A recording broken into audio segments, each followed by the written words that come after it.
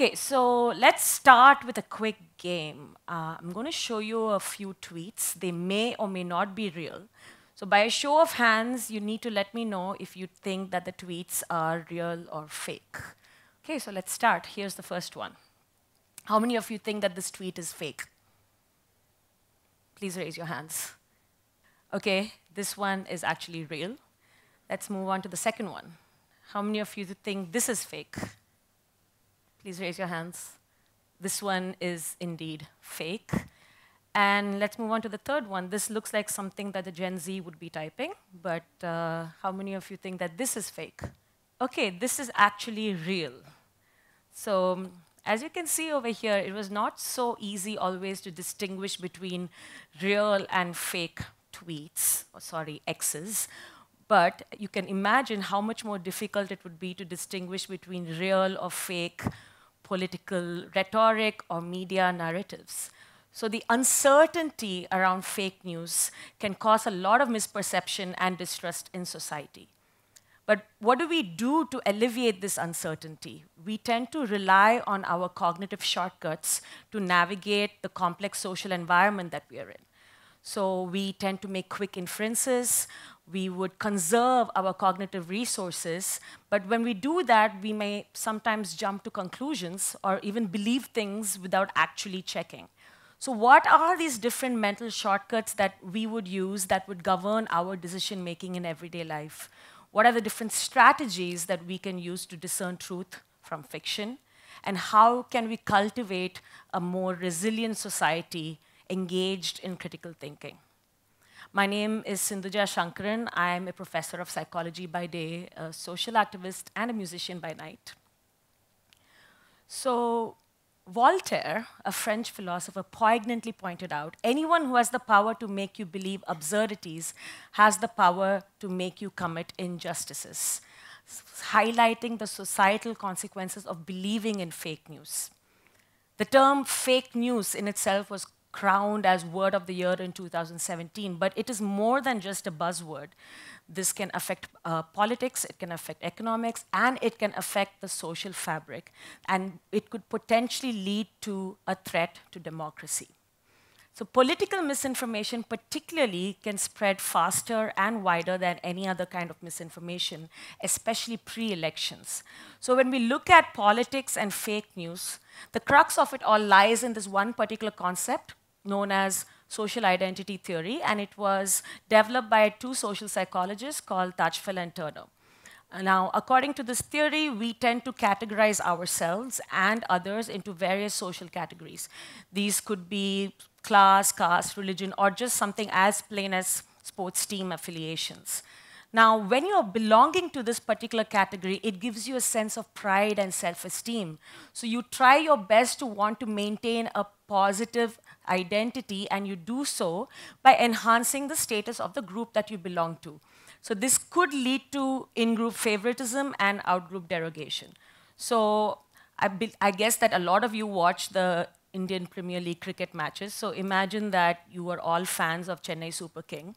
So if you were to be a fan of CSK, then you would say that they are amazing, and let's say, for instance, Kolkata Knight Riders are just terrible. So in that case, Chennai Super Kings, that team is your in-group, and Kolkata Knight Riders, that team is your out-group. Now, when we look at this concept in the context of fake news, we tend to believe anything that reinforces our identity. So we are more likely to be focused on getting that social identity reinforced. And by doing that, we may completely forget and completely not remember to even look at anything that is factual. This can lead to a lot of us versus them mentality and can have far-reaching intergroup consequences. Now, another very related phenomena that people talk about in this field of social psychology is called collective narcissism. Now, according to this theory, people tend to have an inflated self-love for their own in-group. Again, this group could be based on any social or political affiliation, class, caste, or religion. But people tend to have a very strong emotional connection to this particular group. They are very strongly attached to this group, but sometimes it can be fragile and defensive. So people could react very aggressively in case they see it as someone is posing a threat to the image of their in-group. So for instance, if I were to criticize your country's government constructively, of course, and then if you were to call me anti-national, that would mean that this is collective narcissism in place. Now, how is this related to fake news? Recently, I conducted a study in India, and we were interested in looking at the relationship between national narcissism, which is a form of collective narcissism, but it talks about an idealized image of one's nation and the support for the ruling government. Then people received some kind of information which was fake about the Citizenship Amendment Act. So as you know, the Citizenship Amendment Act, or the CAA, is issued so that you can get Indian citizenship for persecuted minorities from Afghanistan, Pakistan, and Bangladesh, however, excluding Muslims. So people read about this through a WhatsApp message, and the message contained all relevant information as to who it would be introduced by, when it would be introduced, why it's important, and most importantly, it spoke about how it is a proud moment for India, highlighting the national identity. It's quite important to note that this study was conducted before the CAA was actually introduced. So there was a lot of ambiguity and uncertainty in the air regarding its issuance. Therefore, we are reinforcing and reiterating why using this as a stimulus was actually quite good for this particular context. The results were quite interesting. We found that collective narcissism, more specifically national narcissism, was related to the support for the ruling government, which in turn predicted whether people believed in the news that they just saw, or they were more motivated to spread this particular information. Obviously, this study is very, very preliminary, so, but it still kind of gives you an idea of how politics and identity can play a role in the spread of fake news. Currently, what you are all engaging in is processing this information, right? But the way you process information can be dependent on one's thinking style. So the question is, can a particular thinking style also affect the way we are susceptible to fake news? When you are repeatedly seeing some information, and in this case, misinformation, over and over again, you're more likely to believe it because you think it is familiar, you think it's accurate, and you think it's credible. Now, let me give you an example. For instance, let's say you're watching a YouTube video and it has about 1 million views and likes, and the video falsely claims that vaccinations cause autism. Now, you are more likely to believe it thinking that, oh, so many people have liked it, so it should be true. So many people have seen it, so it should be credible and accurate, so this is true. And that is your illusionary truth effect. There is this other concept that we tend to look into, and this is about how sensitive people are to the concept of uncertainty. So when people are very sensitive to uncertainty, they get extremely distressed by it. So in order to mitigate that distress, people tend to seize on the first available information that makes sense to them.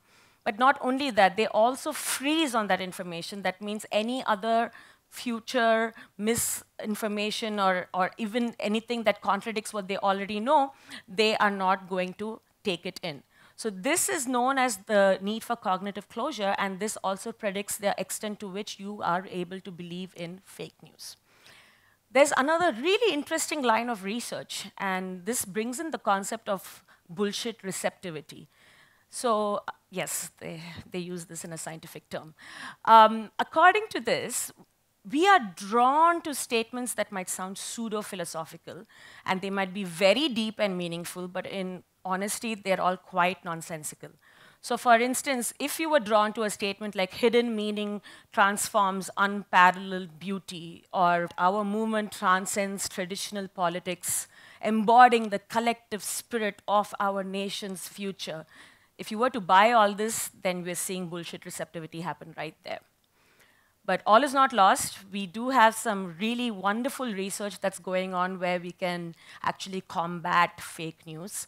One of the leading researchers in this topic, his name is Sander van der Linden, and his colleagues came up with this concept called pre-bunking. So you can understand pre-bunking the same way vaccinations work. So what you can do is you can inoculate people with small doses of misinformation and then immediately refute them, and therefore they become resistant to any other future false claims. So for instance, in 2017, a study was conducted by the same researchers where they inoculated people with small information myths about climate change, like climate change is not real, and then they immediately debunked those myths. And they actually found that people were very resistant to any future misinformation about the same topic.